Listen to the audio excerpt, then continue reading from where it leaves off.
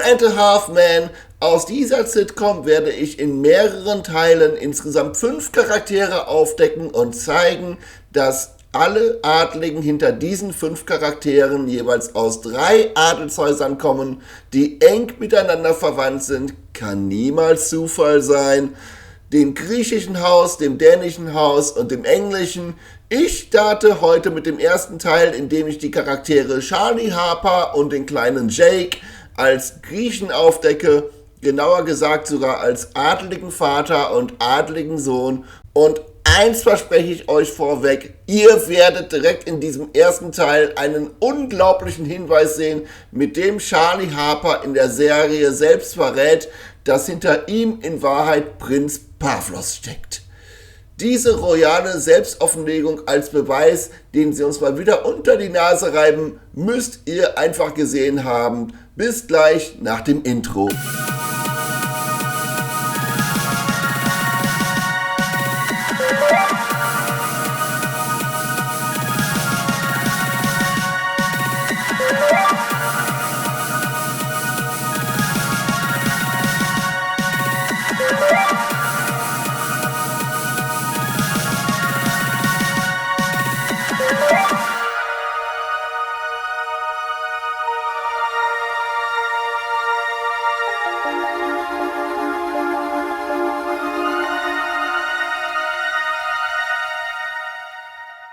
Leute, erstmal eins vorweg, wenn euch dieses Video gefällt, dann belohnt meine Arbeit mit einem Like. Bitte, Likes sind für mich so dermaßen wertvoll, weil sie halt wirklich dafür sorgen, dass der Algorithmus meine Videos noch mehr Zuschauern vorschlägt. Ihr könnt also ganz einfach bewirken, dass sich das Wissen um die blaublütige Actor-Based Reality mehr verbreitet, indem ihr diesem Video einfach nur einen Daumen nach oben gebt. Vielen lieben Dank dafür im Voraus. Aber jetzt steigen wir mal in die Bildvergleiche ein. Charlie Sheen, der auch in Two and a Half Men der Charlie ist, nämlich der Charlie Harper. Diesen Charlie Sheen vergleiche ich wie angekündigt mit Prinz Pavlos. Ich habe zu diesem Match auch schon mal ein Video erstellt, das verlinke ich euch jetzt gerade oben rechts. Doch habe ich meine Matches etwas überarbeitet, also verbessert, und es lohnt sich nochmal hier hinzuschauen in diesem Video. Direkt nach diesen stimmigen Bildvergleichen zeige ich euch dann ja auch, wie versprochen, eine besonders interessante Anspielung, mit der in Two and a Half Men verraten wird, dass Charlie Sheen in der Tat von Prinz Pavlos gespielt wird. Also bleibt dran, Leute, das wird wirklich spannend. Die Beweise werden hier deutlich über die rein visuellen Gesichtsvergleiche, die ihr hier gerade seht, hinausgehen. Zumal ich euch dann ja auch noch ganz am Ende des Videos zeigen möchte, dass der Two and a Half Man Charakter Jake Harper, der sozusagen den Halfman ausmacht in der Serie, zufälligerweise von einem der Söhne von Prinz Pavlos gespielt wird. Viel Spaß!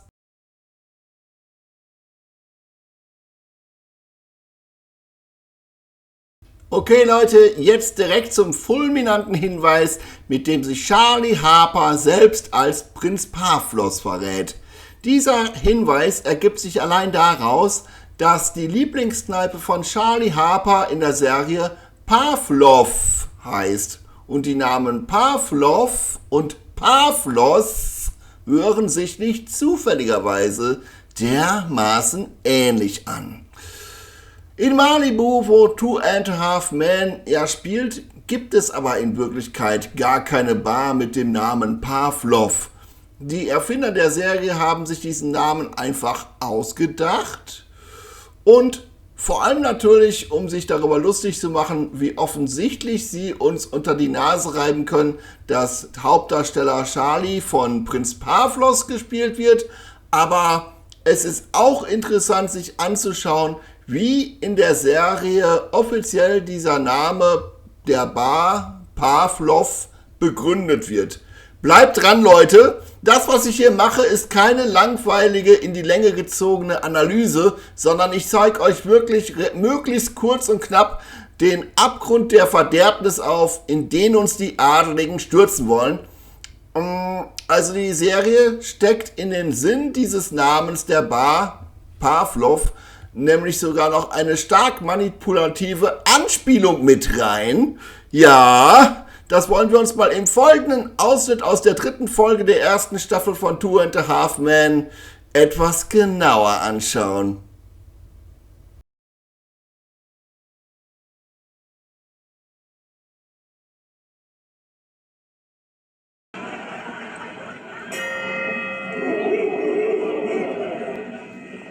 Was war das? Sonntags ist Tequila-Nacht in Pavlov. Jedes Mal, wenn die Glocke ertönt, musst du einen trinken. Warum? Weil die Glocke ertönt. Oh, okay. Halt, erst musst du bellen.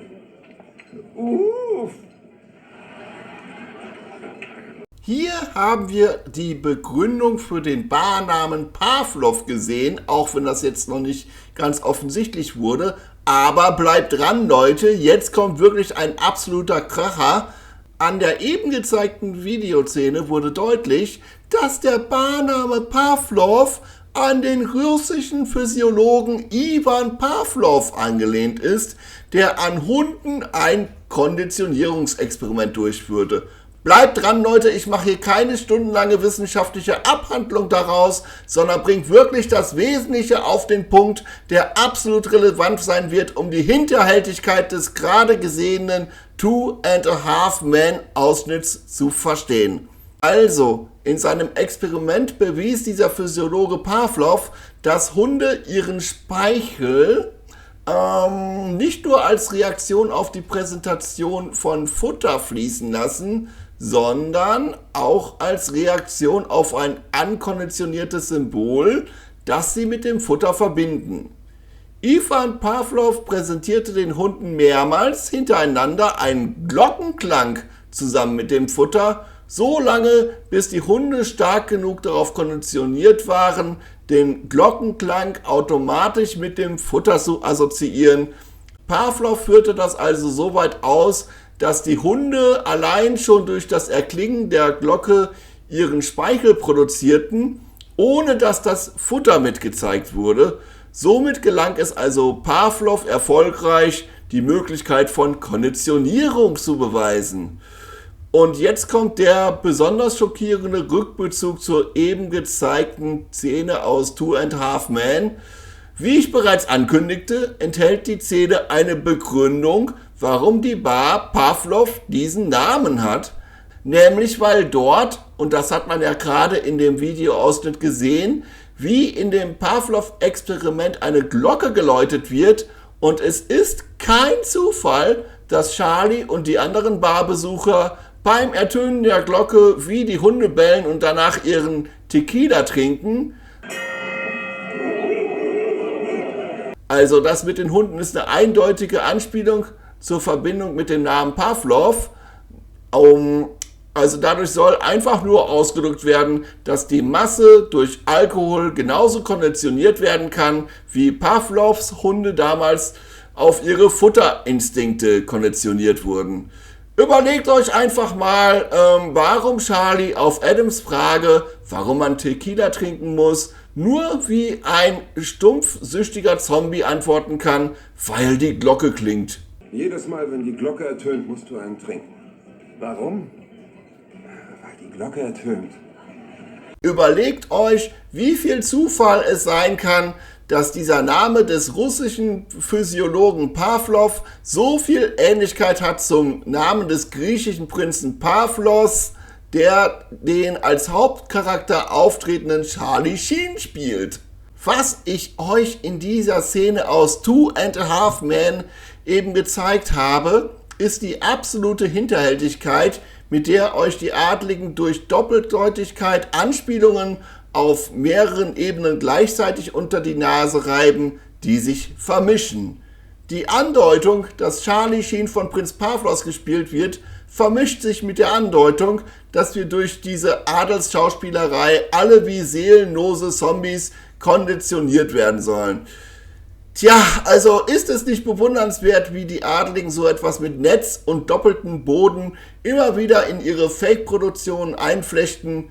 Sie müssten das ja auch gar nicht so subtil machen, denn sobald man die Öffentlichkeit auf solche Anspielungen hinweist, wird man ja von einer Mehrheit der Bevölkerung für verrückt gehalten. Dann kommen wir jetzt noch zu dem kleinen Quellgeist dieser Sitcom, zu Jake Harper.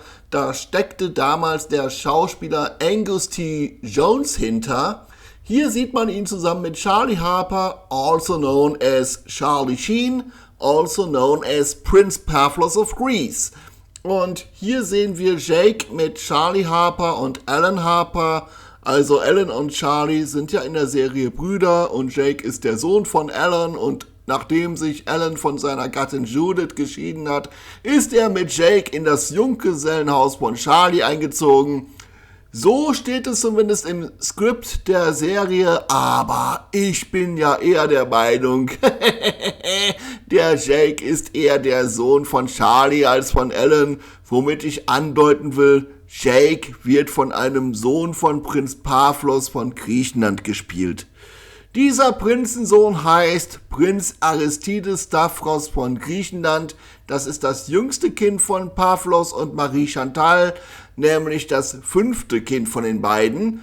In dem Alter, in dem er sich hier auf diesem Foto befindet, kann man ihn noch sehr gut als Jake Harper erkennen, denn das hier ist ein Foto von dem jungen Angus T. Jones als Jake Harper.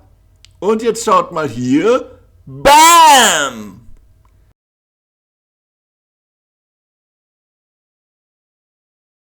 Hier ein weiteres Bild von Prinz Aristides Stavros von Griechenland. Kann jeder anhand der Beschreibungen, die dabei stehen, selber nachgoogeln. Und dann kommt da bei dieser Bildvergleich raus. BAM! Wieder BAM!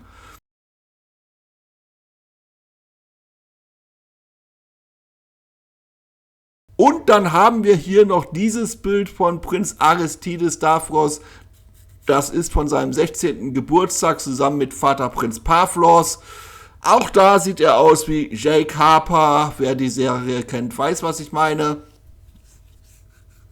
Das hier ist Prinz Aristides Stavros mit dem kompletten Rest der griechischen Sippe um Pavlos, also mit seinen beiden Eltern, seinen 3 Brüdern und seiner Schwester Maria Olympia.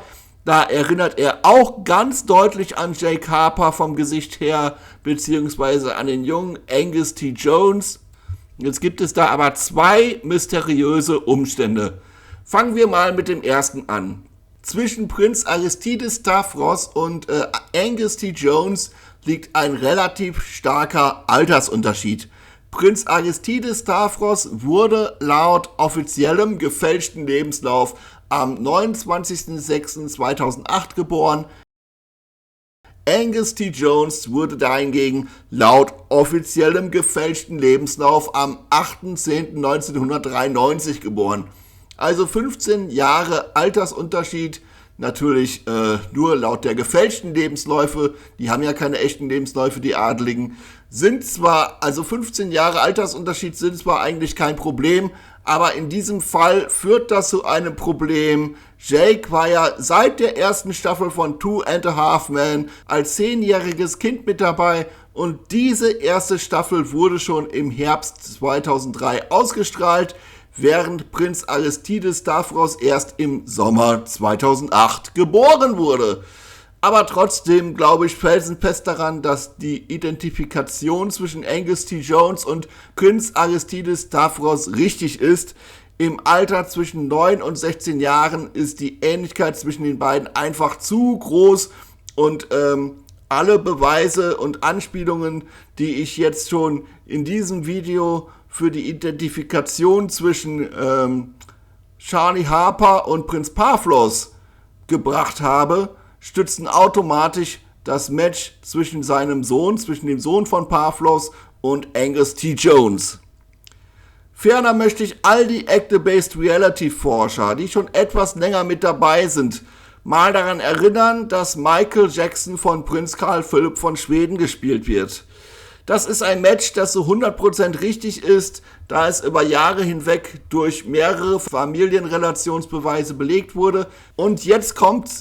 Prinz Carl Philipp von Schweden ist ja auch fast 21 Jahre jünger als Michael Jackson und war zu der Zeit, als der ganz junge Michael Jackson mit den Jackson 5 erstmals auftrat, noch gar nicht geboren.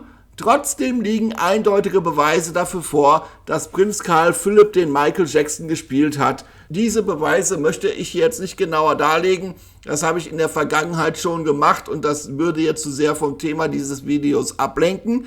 Aber ich möchte sagen, das Ganze ist nach meinem Ansatz nur durch paranormalen Budenzauber zu erklären. Also ich bin ja der Überzeugung, dass die Performance-Künste der Adligen auf satanischer Besessenheit beruhen und die nur deswegen ihre ganzen hunderte Fake-Stars spielen können. Ich denke schon, dass den Adligen in wenigen Ausnahmen auch die Kraft zur Verfügung steht, sich für bestimmte Rollen zu verjüngen oder älter zu machen. Mit 100%iger Sicherheit kann ich das natürlich nicht garantieren und erklären und beweisen, aber ich vermute, dass auch Prinz Aristides Stavros von Griechenland auf eine solche Fähigkeit zurückgegriffen hat, um noch vor seiner Geburt sozusagen, also vor seiner offiziellen Geburt mit falschem Datum, bei 2.5 Men mitzuspielen. Der zweite mysteriöse Umstand besteht darin, dass sowohl Angus T. Jones als auch Prinz Aristides Stavros von Griechenland sich ab einem bestimmten Zeitpunkt ihrer Jugend oder ihrer jungen Erwachsenheit vom Aussehen her massiv verändert haben. Der Prinz Aristides Stavros von Griechenland, der wirklich bis zu seinem 16. Lebensjahr noch dieselbe fettleibige Figur und dasselbe runde Gesicht hatte wie der Angus T. Jones, der ist auf einmal sowohl am Körper als auch im Gesicht wesentlich schlanker geworden. Er sieht jetzt auf einmal so aus.